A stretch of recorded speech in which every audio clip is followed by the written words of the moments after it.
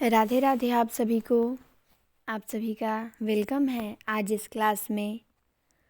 तो हम लोग देखेंगे आज पृथ्वीराज रासो को, जिसके लेखक चंदर बरदाई हैं। तो चंदर बरदाई का समय बताया जाता है 1126 से 1196 तक। तो पृथ्वीराज रासो चंदर बरदाई कृत इस काल की जितना अधिक महत्वपूर्ण काव्य है उतना अधिक विवादास्पद भी है। ये बहुत ही फेमस ग्रंथ है आदिकाल का, लेकिन उतना विवाद भी है इस पे।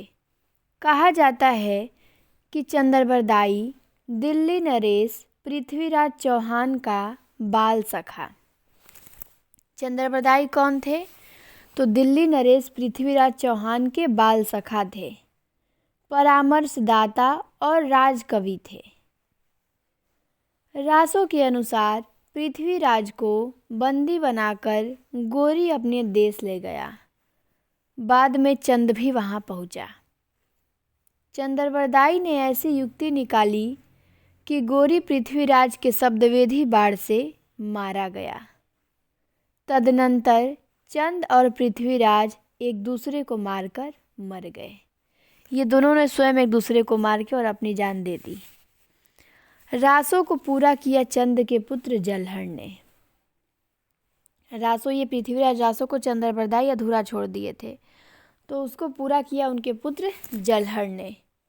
कहा जाता है, एक पंक्ति है कि रघुनाथ चरित हनुमंत कृत भूप भोज उद्धर्य जिमि पृथ्वीराज सुजस कवि चंद कृत चंद नंद उद्धर्य तिमि। पर रासो की प्रामाणिकता अप्रामाणिकता को लेकर विद्वानों में गहरा मतभेद है। प्रामाणिकता के पक्ष और विपक्ष में अरसे से लिखा जाता रहा है। रासो के रचयिता चंदर बरदाई के अस्तित्व के संबंध में शंकाएं उठाई गई। भला हो पुरातन प्रबंध संग्रह के संपादक का, जिसने चंद व लिद्द के 4 छप्पयों का उल्लेख कर दिया, अतः चंद का होना प्रामाणिक हो गया। लेकिन रासो की प्रामाणिकता अप्रामाणिकता का विवाद चलता रहा। उसके साहित्यिक मूल्यांकन की ओर लोगों की दृष्टि नहीं गई, किंतु पृथ्वीराज का समकालीन होने के कारण उसकी ऐतिहासिकता की ओर ध्यान जाना स्वाभाविक था। प्रामाणिकता अप्रामाणिकता के संबंध में 3 प्रकार के मत हैं। रासो पूर्णतः प्रामाणिक रचना है, रासो पूर्णतः अप्रामाणिक है, और तीसरा है कि ना पूर्णतः अप्रामाणिक है और ना अप्रामाणिक है, वह अर्ध प्रामाणिक है। तो पृथ्वीराज रासो की मान्यता के बारे में 3 मत सामने निकल के आते हैं। कुछ लोग कहते हैं कि प्रामाणिक है, कुछ कहते हैं अप्रामाणिक है, और कुछ कहते हैं कि अर्ध प्रामाणिक है। तो प्रामाणिक मानने वालों में कौन कौन है? तो प्रामाणिक मानने वालों में हैं मोहनलाल विष्णुलाल पांड्या, मिश्र बंधु हैं, और श्याम सुंदर दास प्रमुख हैं। तो प्रामाणिक मानने वालों में मोहनलाल विष्णुलाल पांड्या, मिश्र बंधु और श्याम सुंदर दास प्रमुख हैं। इन्होंने नागरी प्रचारणी सभा से प्रकाशित रासो के बृहत्तम रूप को प्रामाणिक माना है। तो ये आपको ध्यान देना है, मोहनलाल विष्णुलाल पांड्या, मिश्र बंधु और श्याम सुंदर दास ये प्रामाणिक मानते हैं। पांड्या जी मतलब मोहनलाल विष्णुलाल पांड्या ने उसे प्रामाणिक सिद्ध करने के लिए एक आनंद संवत की कल्पना भी कर ली है, फिर भी उसकी ऐतिहासिकता सिद्ध नहीं हो पाती। वस्तुतः इसके पक्ष में जो तर्क दिए गए हैं वे बुनियादी तौर पर कमज़ोर हैं और अंधश्रद्धा के शिकार हैं। बुलहर, गौरीशंकर हीराचंद ओझा, देवी प्रसाद, कविराज श्यामल दास, रामचंद्र शुक्ल इसे जाली ग्रंथ ठहराते हैं। ठीक, ये लोग इसे अप्रामाणिक मानते हैं। कौन कौन मानता है अप्रामाणिक? तो बुलहर हो गए, गौरीशंकर हीराचंद ओझा हो गए, देवी प्रसाद हो गए, कविराज श्यामल दास हो गए, शुक्ल हो गए। ओझा जी ने वैज्ञानिक पद्धति पर उसकी पड़ताल करते हुए उसे अप्रामाणिक सिद्ध कर दिया है। उनके मतानुसार रासों में उल्लिखित नाम, घटनाएं और संवत भट्ट भड़ंत हैं।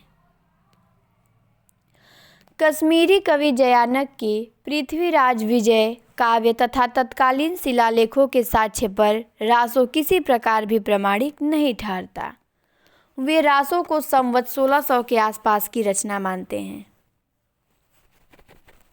तो दूसरा मत हो गया अप्रामाणिक मानने वालों का।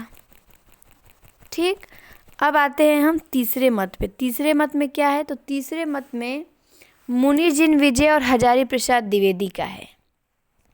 एक सुनीति कुमार चटर्जी भी आते हैं जो यहाँ नहीं दिया है। तो मुनिजिन विजय और हजारी प्रसाद द्विवेदी क्या मानते हैं? पृथ्वीराज रासो को अर्ध प्रमाणिक मानते हैं। मुनिजिन विजय ने पुरातन प्रबंध संग्रह से चंद भड़ित 4 छप्पयों को उदाहरित करते हुए बताया है कि मूल रासों की भाषा भ्रंश थी। इन 4 छप्पयों में से 3 रासों में मिलते हैं। हजारी प्रसाद द्विवेदी ने मुनि जी के मत की संपुष्टि की है। उन्होंने एक रासों का संपादन किया है जिसे वे मूल रासों की प्रकृति के आसपास की रचना मानते हैं। रासों के संबंध में इतने विचार मंथन से अब अधिकांश लोग इससे सहमत हैं कि चंद पृथ्वीराज चौहान का राजकवि था। उसने पृथ्वीराज रासो नामक काव्य लिखा था, किंतु यह भी सच है कि रासों के 4 रूपांतरों बृहद, मध्य, लघु, लघुत्तम में किसी को भी यथावत प्रमाणिक नहीं माना जा सकता। लघुत्तम को भी नहीं। छेपक लघुत्तम रूप में भी है। पीढ़ियों से गाए जाने के कारण उसकी भाषा में परिवर्तन तो हुआ ही, बहुत से छेपक भी जुड़ते चले गए। अतः मूल रासों को इन रूपांतरों में खोजने का प्रयास व्यर्थ है। यदि संयोग से अपभ्रंश में लिखा हुआ कोई रासो मिल जाए तो उसे परीक्षा करने के बाद प्रमाणित घोषित किया जा सकता है। छेपकों के बावजूद रासों के काव्य सौंदर्य पर विचार किया जाना चाहिए। अब आते हैं काव्य की बुनावट पे। काव्य की बुनावट क्या है पृथ्वीराज रासो की? तो उसे देखेंगे हम। चंदरबरदाई का रासो पारंपरिक पैटर्न को ग्रहण करते हुए भी अपनी समग्रता में मौलिक है। मंगलाचरण, सज्जन दुर्जन, प्रशंसा निंदा, नक्सिक वर्णन, अलंकार विधान, अप्रस्तुत योजना आदि परंपरा भुक्त है, किंतु उनका विनियोजन नया है। यह न श्रृंगार गाथा है, न वीर गाथा और न उनका मिश्रण। यह एक राजनीतिक महाकाव्य है। ये भी ध्यान देना है आपको कि बच्चन सिंह कहे हैं कि न श्रृंगार गाथा है न वीर गाथा। पृथ्वीराज रासो क्या है? तो एक राजनीतिक महाकाव्य है। तो पृथ्वीराज रासो को राजनीतिक महाकाव्य किसने कहा है? तो बच्चन सिंह ने कहा है। फिर दूसरे शब्दों में कहते हैं कि राजनीति की महाकाव्यात्मक त्रासदी है। क्या कहते हैं? कि राजनीति की महाकाव्यात्मक त्रासदी है। ये भी बच्चन सिंह कहते हैं। चंदरबरदाई ने लिखा है, ये पंक्ति ध्यान देनी है। क्या लिखा है? कि राजनीति पाइये ज्ञान पाइये सुजानिय, उकति जुगति पाइये अर्थ घटी बढ़ी उन्मानीय। उकति जुगति का प्रयोग राजनीति पाने के लिए किया गया है। इस राजनीति के 2 छोर हैं, आंतरिक विग्रह का सामना और बाहरी आक्रामक के साथ युद्ध। रासों का केंद्रीय वर्ण विषय युद्ध ही है। विलास से इसका घना रिश्ता है। प्रबंध चिंतामणि में सामंती जीवन को बहुत ही सटीक ढंग से अभिव्यक्त कर दिया गया है। पंक्ति है, एहू जम्मू नगह गियऊ भड़सीरी खग्गु न भग्गु तिखा तुरीय न माड़िया गौरी गली न लग्गू। युद्ध और विलास सामंती जीवन के अनिवार्य अंग हैं। इनके साथ वैयक्तिक शौर्य को भी शामिल कर लेना चाहिए। युद्ध और शौर्य ताना है और विलास बाना। तो सामंती जीवन का ये अनिवार्य अंग था, युद्ध और विलास, दो चीज़ें। इन्हीं तानों बानों से रासो क्या है, बुना गया है। इसकी बुनावट को समझना रासों को समझना है। इसीलिए कन्ह और कयामस की कथाओं को जो हाशिए पर रखी जाती थीं, रासों की मुख्य धारा से जोड़ना होगा। कभी कभी हाशिया ही मुख्य धारा बन जाता है। कान्ह पृथ्वीराज का सामंत था, ये आपको ध्यान देना है। कन्ह किस ग्रंथ में आया है, तो कन्ह पृथ्वीराज रासों में आया है। ये पृथ्वीराज का क्या था, तो सामंत था। कन्ह कौन था, तो पृथ्वीराज का सामंत था। भीमदेव चालुक्य का भाई पृथ्वीराज के दरबार में रहता था। कन्ह के सामने उसने अपनी मूंछों पर हाथ रख दिया था, और कन्ह के सामने भीमदेव चालुक्य का जो भाई था वो अपनी मूंछों पे हाथ रख दिया था। और कन्ह जैसे सामंत के सामने कोई मूंछों पर ताव कैसे दे सकता था। कन्ह ने म्यान से चमचमाती तलवार निकाली और उसका सिर धड़ से अलग कर दिया। अब उसके कन्ह के सामने उसने मूंछों पे ताव दे दिया, तो कन्ह ने क्या किया, उसका सिर ही धड़ से अलग कर दिया। मेरे सामने मूंछों पे तो कैसे ताव दे सकते हो। और पृथ्वीराज ने उसे हल्का सा दंड दिया, उसकी आंखों पर पट्टी बंधवा दी। तो जो कन्ह था उसको पृथ्वीराज चौहान ने क्या दंड दिया, तो उसको एक हल्का ही दंड दिया। इतनी बड़ी सजा के लिए भी अब उसकी आंखों पर पट्टी बंधवा दी हमेशा के लिए, कि कभी देख नहीं पाएगा, वो पट्टी बनवा दी। भीमदेव चालुक्य पृथ्वीराज का दुश्मन बन गया। अब भीमदेव चालुक्य के भाई को उन्हीं की सभा में मार दिया गया पृथ्वीराज चौहान के, तो अब भीमदेव चालुक्य उनका दुश्मन बन गया। पृथ्वीराज का योग्य मंत्री कयमास एक कर्नाटी दासी पर अनुरक्त था। अब ये भी ध्यान देना है, उनका सामंत का नाम कन्ह था। पृथ्वीराज का सामंत कौन था, तो कन्ह था। और पृथ्वीराज का योग्य मंत्री कयमास एक कर्नाटी दासी पर अनुरक्त था। कयमास उनका मंत्री था। एक छोटे से अपराध पर पृथ्वीराज ने उसका वध कर दिया, और कयमास ने इस छोटे से अपराध पे उसका क्या किया, वध कर दिया। कयमास का वध पृथ्वीराज चौहान ने कर दिया। इस तरह वह एक योग्य मंत्री खो बैठा। ये दोनों घटनाएं थोथी सामंती आन बान और नैतिकता की सूचक हैं। ये घटनाएं गोरी के बंदी गृह में पृथ्वीराज के पश्चाताप से जुड़कर तत्कालीन राजनीतिक परिदृश्य को पूर्णतः उभार देती हैं और रासों की संरचना में रच बसकर उसे मुकम्मल बनाती हैं। विलास के अभाव में सामंत नहीं हो सकता, यह उसकी शान है। पृथ्वीराज चौहान कम विलासी नहीं है, किंतु उसका विलास विवाहित स्त्रियों की सीमा में बंधा हुआ है। पत्नी के प्रति अत्यधिक अनुरक्ति अन्य महत्वपूर्ण कामों में बाधक हो सकती है, पर वह अपने आप में असामाजिक नहीं है। इच्छिनी, शशिव्रता और संयोगिता के विवाह वर्णन में कहीं पुनरुक्ति नहीं है। तीनों विवाह तीन तरह के हैं। पृथ्वीराज चौहान की तीन पत्नियां थीं। पृथ्वीराज चौहान की तीन पत्नियां थीं। एक इच्छिनी थी, दूसरी शशिव्रता और तीसरी संयोगिता। तो ये भी ध्यान देना है, कितनी पत्नियों का उल्लेख है, तो तीन का, इच्छिनी, शशिव्रता और संयोगिता। इच्छिनी का विवाह उसके पिता द्वारा निश्चित किया गया है और शशिव्रता का विवाह पूर्वानुराग जन्य है और संयोगिता का स्वयंवर विवाह है। तीन पत्नियां हैं, तीनों तीन तरह से विवाह होकर आई हैं, इसलिए इनकी संरचना में ऊब नहीं होती। यहीं पर सामंती जकड़न के प्रति नारियों का विद्रोह भी है। अतः इन विवाहों में रोमांटिकता का स्पर्श भी हो जाता है। खजुराहो के मंदिरों का निर्माण और भी पहले शुरू हो गया था। कला का यह चरमोत्कर्ष और काम कला की आत्यांतिकता अन्यत्र देखने को नहीं मिलेगी। उद्देश्यहीन कला अपने रूपायन में चाहे जिस ऊंचाई पर स्थित हो, परिणति में विकृति मूलक ही होगी। रासों में विलास की यह आत्यंतिक स्थिति नहीं है। पृथ्वीराज की विलासिता दो स्थानों में दिखाई पड़ती है।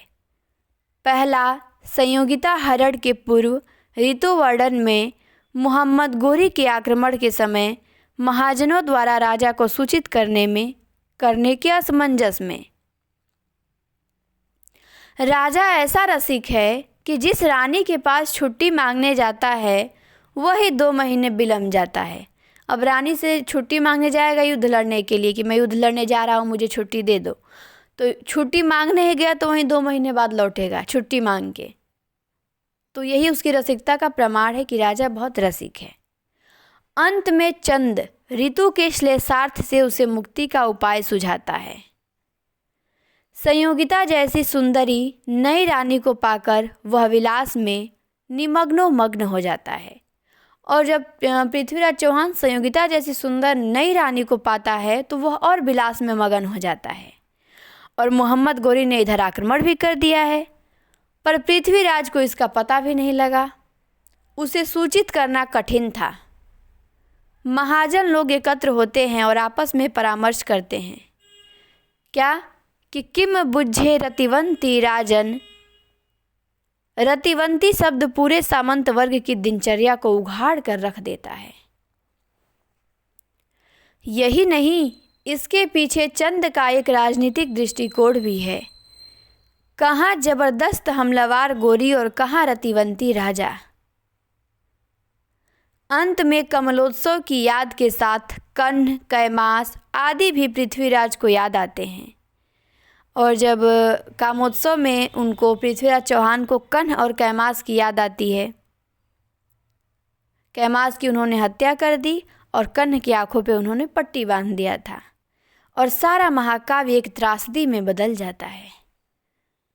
तो इसीलिए आपको बताना है कि पृथ्वीराज रासों को त्रासदी किसने कहा है। तो सारा महाकाव्य एक त्रासदी में बदल जाता है। इसी त्रासदी को समझना ही राजनीतिक बोहित को पाना है।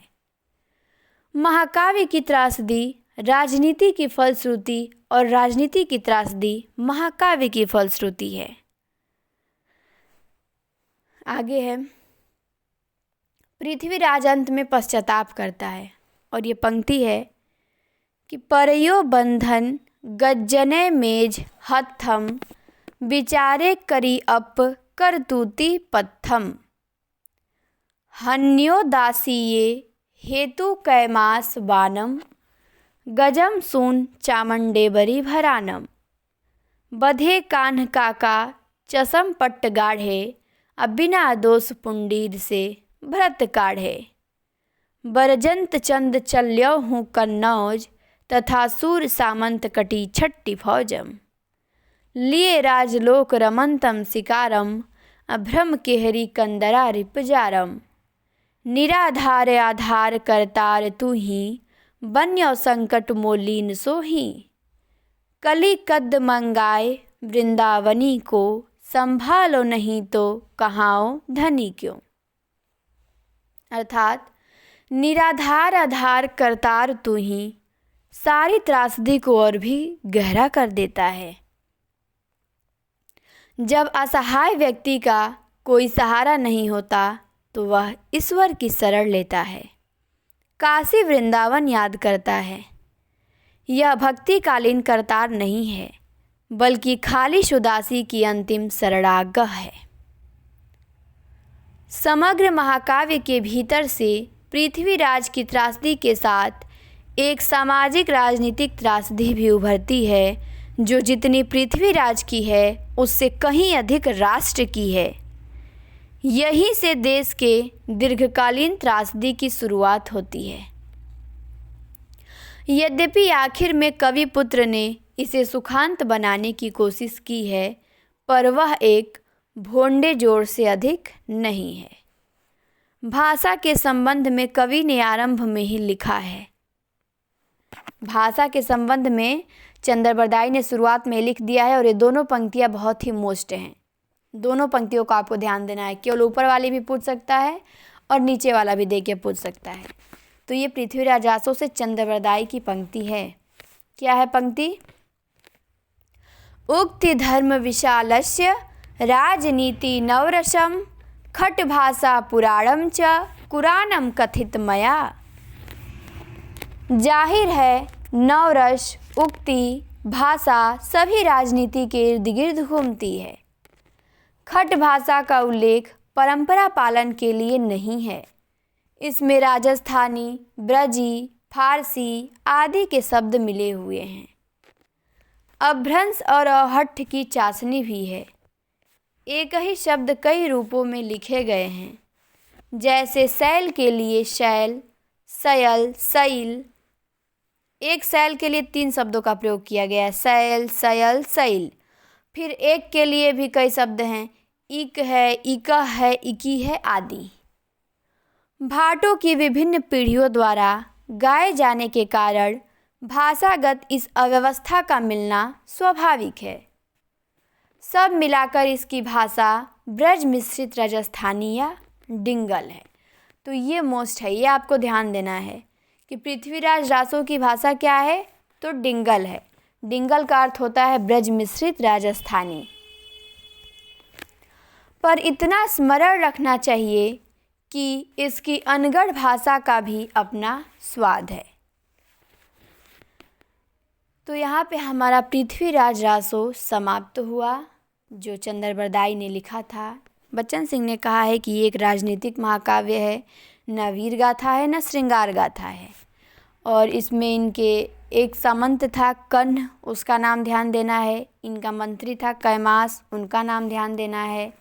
इनकी 3 पत्नियां थी, जिनमें संयोगिता अधिक महत्वपूर्ण है। इच्छिनी थी, सस्यव्रता थी, संयोगिता थी, तो इनको भी आपको ध्यान देना है। ये कहाँ के शासक थे, ये भी ध्यान देना है। तो उम्मीद करते हैं आप लोगों को ये समझ में आया होगा। आगे बढ़ते हैं अब आल्हखंड पे। आल्हखंड मतलब वही परमाल रासो। तो आल्हखंड, इसके रचयिता जगनिक बताए जाते हैं। आल्हखंड के रचयिता कौन हैं? तो जगनिक हैं। वे महोबा नरेश परमाल के दरबारी कवि थे।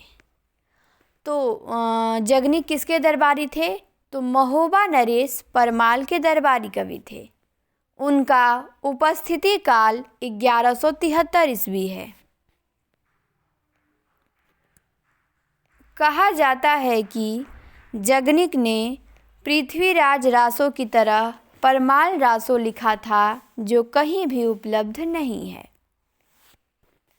इन्होंने भी पृथ्वीराज रासो की तरह क्या लिखा था? परमाल रासो लिखा था, लेकिन इनका भी क्या है? उपलब्ध नहीं है। आल्हखंड उसी का एक अंश है। आल्हा उत्तर प्रदेश के बैसवाड़ा, पूर्वांचल तथा मध्य प्रदेश के बुंदेलखंड में निरंतर पीढ़ी दर पीढ़ी गाया जाता रहा है। तो आल्हा कहाँ गाया जाता है? उत्तर प्रदेश के बैसवाड़ा, पूर्वांचल तथा मध्य प्रदेश के बुंदेलखंड में पीढ़ी दर पीढ़ी गाया जाता है। लोककंठ में बसे इस लोकप्रिय युद्ध काव्य बैलेड को सन 1865 में फर्रुखाबाद के तत्कालीन जिलाधीश चार्ल्स इलियट ने अनेक भाटों की सहायता से लिपिबद्ध कराया। तो ये महत्वपूर्ण है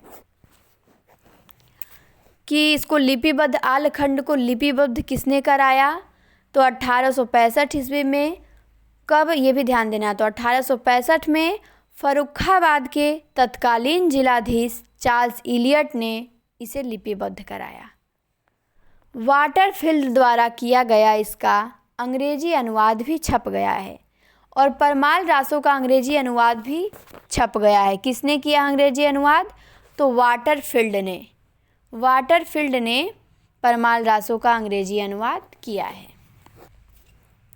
और वाटरफील्ड आल्हखंड को पृथ्वीराज रासो का ही एक खंड मानता है, पर रासो के किसी भी रूपांतरण में इसका आभास नहीं मिलता। ग्रियर्सन ने भी वाटरफील्ड के मत का खंडन किया है। आल्हखंड में महोबा नरेश परमाल तथा उनके सामंत आल्हा उदल के व्यक्तिक शौर्य का वर्णन है। तो आलखंड में क्या चित्रित है? तो आलखंड में महोबा नरेश परमाल और उनके 2 सामंत थे, आल्हा और उदल। तो उन्हीं के व्यक्तिक शौर्य का वर्णन है। और पृथ्वीराज रासो का जो पैटर्न है वो महाकाव्यात्मक है, परंतु आलखंड का जो पैटर्न है वो गेयात्मक है। आलखंड महाकाव्य नहीं है, ये गेय काव्य है, लेकिन पृथ्वीराज रासो क्या है? महाकाव्य है। यदि यह किसी का खंड हो सकता है तो परमाल रासो का, और आलखंड यदि किसी का खंड हो सकता है तो वह केवल परमाल रासो का खंड है, न कि पृथ्वीराज रासो का। आलखंड में 52 छोटी बड़ी लड़ाइयों का वर्णन है। ये भी ध्यान देना है कि आलखंड में 52 छोटी बड़ी लड़ाइयों का वर्णन है। युद्ध के मुख्य कारण 3 हैं। इसमें युद्ध के मुख्य कारण क्या क्या हैं? तो 3 हैं। पहला विवाह, दूसरा प्रतिशोध की भावना और तीसरा लूट। इसी कारण से इसमें युद्ध हो रहा है। और पृथ्वीराज रासो में वर्णित विवाहों और आलखंडों में वर्णित विवाहों में मौलिक अंतर है। जो पृथ्वीराज रासो के विवाह में अनुराग का भी रंग है, किंतु आलखंड में विवाह युद्ध का निमित्त है। इसमें रासो की तरह रूपाशक्ति और विलास के रंगीन चित्र भी नहीं है। आलखंड में श्रृंगारिक वर्णन का एकांत अभाव है। ये भी ध्यान देना है कि आलखंड में श्रृंगारिकता ज़्यादा प्रधान नहीं है। आलखंड जो है वो वीर रस प्रधान ग्रंथ है, परंतु कहीं कहीं उदल की रसिकता के संकेत अवश्य मिले हैं। पर जो उदल है, आल्हा उदल हैं, तो उसमें से उदल है वो थोड़े रसिक स्वभाव के हैं, तो उनके रसिकता का संकेत मिला है, लेकिन फिर भी इसमें उतना श्रृंगार नहीं है। ये वीर रस प्रधान ग्रंथ ही है। आगे आते हैं। बाप का बदला लेने के लिए उदल ने माड़ों की लड़ाई लड़ी थी। बाप का बदला लेने के लिए उदल ने माड़ों की लड़ाई लड़ी थी। करिया ने लूट के निमित्त दसपुरवा का विध्वंस किया था।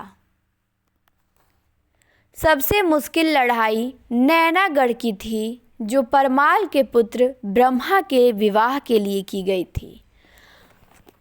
सबसे मुश्किल लड़ाई परमाल रासो में नैनागढ़ की लड़ाई है, जो परमाल के पुत्र ब्रह्मा कौन था? तो परमाल के पुत्र थे। इनके विवाह के लिए लड़ाई की गई थी। घोड़े हाथियों के लिए भी युद्ध होता था। होमर के इलियड में ओडिसोलस ने रेसास के घोड़ों के लिए फ्रासियन शिविर पर आक्रमण किया था। आल्हा उदल के घोड़ों की मांग पृथ्वीराज ने परमाल से की थी। आल्हा उदल के वैसा न करने पर परमाल ने उन्हें देश निकाला दे दिया था। तो ये भी ध्यान देना है कि आल्हा उदल ने घोड़ों की मांग की थी। आल्हा उदल के घोड़ों की मांग पृथ्वीराज ने परमाल से की थी, और लेकिन आल्हा उदल ने अपना घोड़ा न दिया, तो परमाल ने उन्हें देश से निकाल दिया। ये भी मोस्ट है। जगनिक के परमाल पक्ष के लोगों को पांडवों का अवतार कहा है, तो पृथ्वीराज पक्ष के लोगों को कौरवों का। सभी को किसी न किसी देवी देवता का वरदान प्राप्त है। युद्ध में विशेष स्थानों की बनी तलवारों, भालों और बर्छियों का ही प्रयोग नहीं होता, जादू से भी काम लिया जाता है। जादू के काम में स्त्रियां माहिर हैं। नैनागढ़ की सोना रानी, पथरीगढ़ की श्यामा भक्तिन, नरवरगढ़ की हिरिया मालिन, माड़ों की विजया जादू की अचूक मार करती है। वे पूरी सेना को तंद्रालस या पत्थर बना सकती थी। स्पष्ट है कि आलखंड लोक से गहरे अर्थ में संयुक्त था। इसे रोचक बनाने के लिए जादू टोना को भी जोड़ लिया गया है। रणभूमि में होने वाले द्वंद्व युद्ध वैयक्तिक शौर्य के उदाहरण हैं। द्वंद्व युद्ध के आवाहन का ढंग प्रायः एक सा है।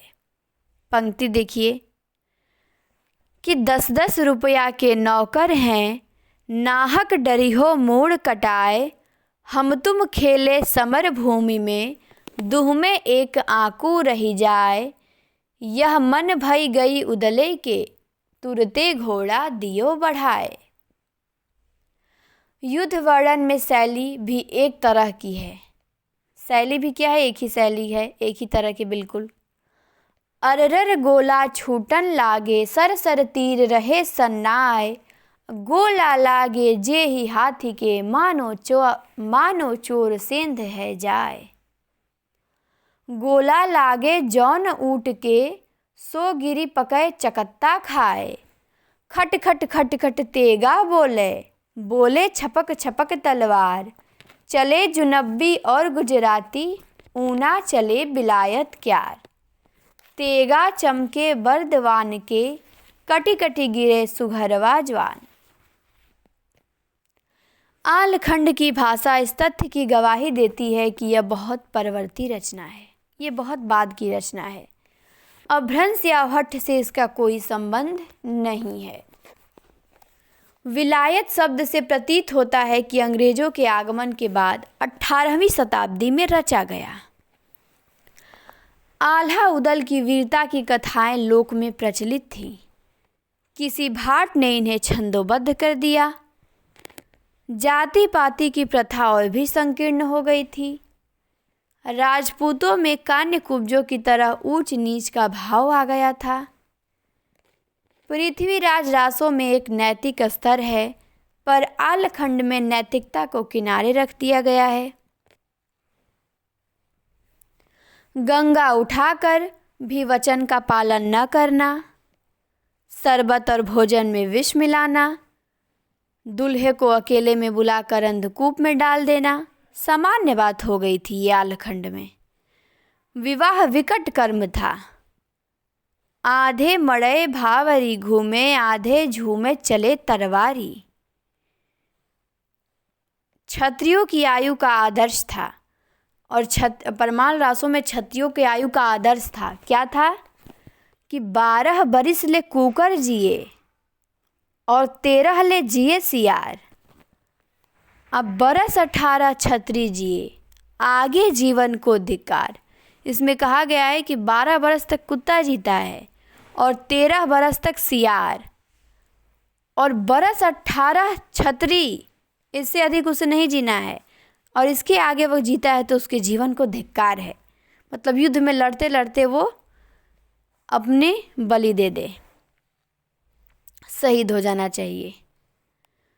जो भी हो, आषाढ़ आया नहीं कि गांव गांव ढोलक की थालों पर अलहैता के कंड फूट पड़ते हैं। जैसे ही परमाल रासों में आषाढ़ का महीना आता था तो गांव गांव में ढोलक की थापों पर अलहैतों के, मतलब जो आल्हा गाने वाले हैं, उनके कंठ फूट पड़ते हैं और गाते हैं क्या? सदा तरैया न बन फूले, यारो सदा न सावन होए। स्वर्ग मड़ैया सब काहों को, यारो सदा न जीवे कोय। तो ये दोनों पंक्ति बहुत मोस्ट है, कई बार पूछी गई हैं। एक तो 12 बरिस ले कुकर जिए किससे है? तो परमाल रासों से। फिर है सदा तरैया न बन फूले, यारो सदा न सावन होए, ये भी परमाल रासों से है। तो ये दोनों महत्वपूर्ण पंक्तियाँ हैं। तो यहाँ पे हमारा परमाल रासों भी समाप्त होता है। आज हमने 2 ग्रंथों को देखा, एक पृथ्वीराज रासों को और एक परमाल रासों को। तो आज इतना ही देखेंगे, फिर हम कल देखेंगे जयचंद्र प्रकाश और जयमयंक जस चंद्रिका को। अच्छा, आज ही देख लेते हैं थोड़ा सा ये, ठीक? तो हम लोग प्राकृतिक पैंगलम और हिंदी के कवि पे आ जाएंगे। बिल्कुल थोड़ा सा बचा है तो इसे भी देख लेते हैं। तो जय प्रकाश और जयमयंक जस चंद्रिका, ये दोनों रचनाएं हैं। पृथ्वीराज चौहान से टक्कर लेने वाला राजा कन्नौज का जयचंद था। ये भी आपको ध्यान देना है कि पृथ्वीराज चौहान से अगर टक्कर लेने वाला कोई राजा था तो वो कन्नौज का जयचंद था। पृथ्वीराज रासों में दोनों के युद्धों का वर्णन कन्नौज समय में मिलता है। चंद ने कन्नौज के वैभव का जमकर चित्रण किया है। जब पृथ्वीराज रासों लिखा जा सकता है, परमाल रासों लिखा जा सकता है, तो जयचंद रासों क्यों नहीं? सावन से भादो कम क्यों रहे। अब भाई उनके दरबारी कवि ने पृथ्वीराज रासो लिख दिया, परमाल के दरबारी कवि ने परमाल रासो लिख दिया, तो अब जयचंद रासो भी बिल्कुल लिखाएगा। उनका भी कोई प्रिय कवि होगा जो उनके बारे में लिखेगा, उनकी वीरता का बखान करेगा। कन्नौज से काशी तक उसके राज्य का विस्तार था और जयचंद के राज्य का विस्तार कन्नौज से काशी तक था। वह पृथ्वीराज से प्रतिस्पर्धा करता था। दिल्ली के चौहानों, महोबों के चंदेलों और कन्नौज के गहरवाड़ों में छोटे बड़े युद्ध होते ही रहते थे। अतः अनुमान किया जा सकता है कि जयचंद की प्रशस्ति में भी कुछ न कुछ लिखा गया होगा। कहा जाता है कि भट्ट केदार ने जयचंद प्रकाश और मधुकर कवि ने जय मयंक जस चंद्रिका में जयचंद की प्रशस्तियाँ लिखी हैं और ये दोनों महाकाव्य थे। ये भी महत्वपूर्ण है कि जयचंद प्रकाश और जय मयंक जस चंद्रिका ये दोनों क्या थे, ये भी महाकाव्य थे और इनका उल्लेख सिंहायच दयाल दास के ग्रंथ राठौरा री ख्यात में हुआ है। ये भी इम्पोर्टेंट है, ठीक, कि जयचंद प्रकाश और जय मयंक जस चंद्रिका का उल्लेख किस ग्रंथ में हुआ है, तो सिंहायच दयाल दास के ग्रंथ राठौरा री ख्यात में। तो इसे आप लोग ध्यान देंगे। मैंने पूछा भी था एक बार आपसे कि जयचंद प्रकाश और जय मयंक जस चंद्रिका का उल्लेख किस ग्रंथ में मिलता है, तो राठौरा री ख्यात में मिलता है, जिसके लेखक हैं सिंहायच दयाल दास। इस ख्यात में कन्नौज का वृत्तांत उपर्युक्त दोनों पुस्तकों के आधार पर लिखा गया है, पर दोनों ही ग्रंथ अप्राप्य है। दोनों ही ग्रंथ क्या है, मिलता नहीं है, लेकिन इसी के आधार पर वो दोनों लिखा गया है। तो यहाँ पे हमारा जयचंद प्रकाश और जय मयंक जस चंद्रिका भी ख़त्म होता है। जयचंद जो थे वो पृथ्वीराज चौहान के मौसेरे भाई थे, उन्हीं के मौसी के लड़के थे ये। तो इन्हीं से दोनों में आपस में युद्ध होता रहता था, क्योंकि पृथ्वीराज चौहान के जो नाना थे उन्होंने अपनी सारी जो संपत्ति थी वो पृथ्वीराज चौहान को ही दे दिया था, जयचंद को नहीं दिया था। इसी कारण जयचंद को उनसे चिढ़ होती थी। तो ये आप लोगों को समझ में आ गया होगा। अब हम कल देखेंगे प्राकृत पेंगलम और हिंदी के कवि। ठीक, हमारा कल का टॉपिक रहेगा प्राकृत पेंगलम को देखेंगे और हिंदी के कवियों को देखेंगे। तो चलिए अब हम आज इस क्लास को यहीं पे समाप्त करते हैं, फिर मिलेंगे कल। आप सभी को क्लास को अंत तक देखने के लिए बहुत बहुत धन्यवाद। वीडियो अच्छा लगे तो लाइक शेयर ज़रूर करें।